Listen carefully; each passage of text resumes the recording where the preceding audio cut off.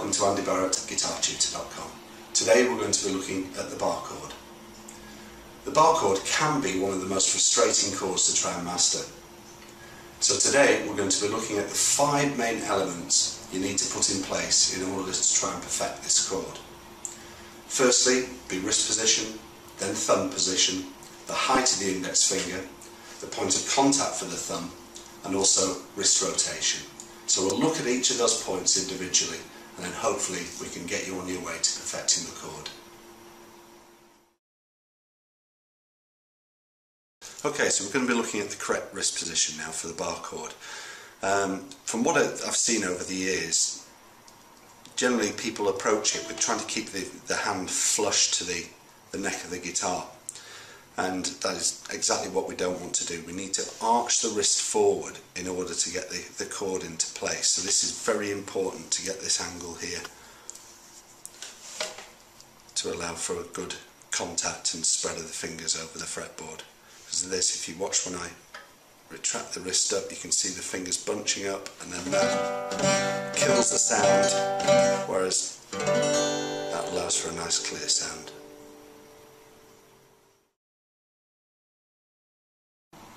Okay, the correct thumb position for the Barre Chord. Once you've got your wrist position sorted out, as we talked about previously, your thumb should find its natural point on the back of the neck. What you don't want is your thumb to ride high, because this will bunch your fingers up again and lose the clarity of the chord, and you don't want your thumb too low either, because this will cause strain on the back of the hand, but also not allow you to get the full grip against the strings in order to get the full pressure in order to get a clear sounding chord. So you want your thumb to be about halfway down the neck of the guitar.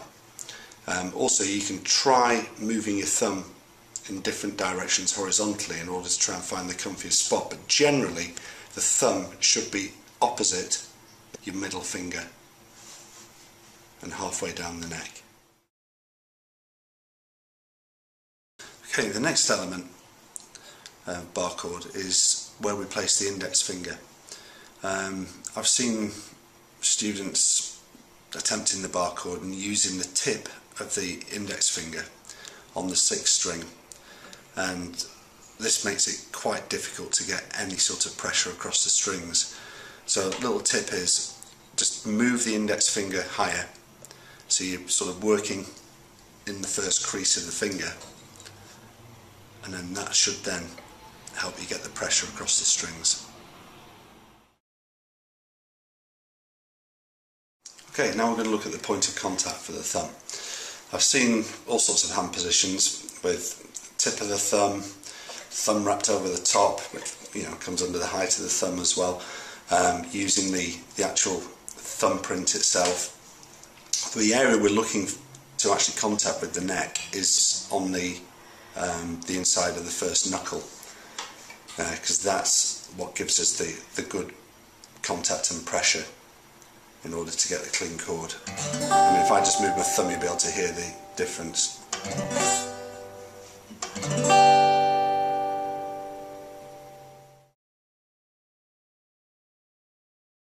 Okay, so the last point to consider is the rotation in the wrist. So what this helps you to achieve is clearance underneath the pinky to allow to be able to hear the major or the minor third of the chord, because generally what often gets overlooked is the fact that the pinky can droop down and catch the 3rd string, which contains the all-important major or minor third. So you can't hear any difference when I lift the finger up, and what we should be hearing is difference between major and minor. So what I'm doing, rather than actually focusing on rotating the wrist as such, we've got a gap here between the base of the pinky and the fretboard, and what we're looking to do is to close the gap. So we're going to rotate and close, and then that allows the pinky to be brought higher and give the clearance underneath on the 3rd string, so we can hear.